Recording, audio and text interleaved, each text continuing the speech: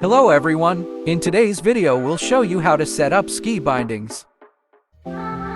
First, assemble the brake and the rear binding, then slide the binding onto the rail on the ski.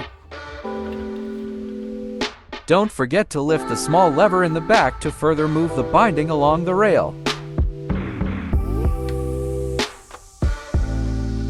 Now slide the front binding onto the rail. This one also has a small lever that locks the binding in place.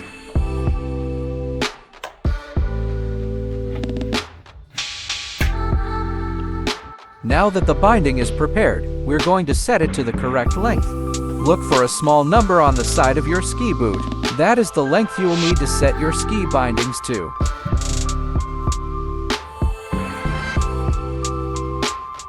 These numbers on the binding show various ranges of length, so align the binding with the range that covers the number on your ski boot. Then do the same with the rear binding.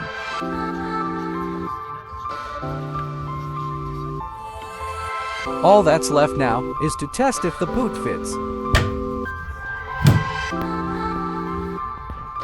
Thanks for watching. If you found this video helpful, leave a like and subscribe. See you all at the next one.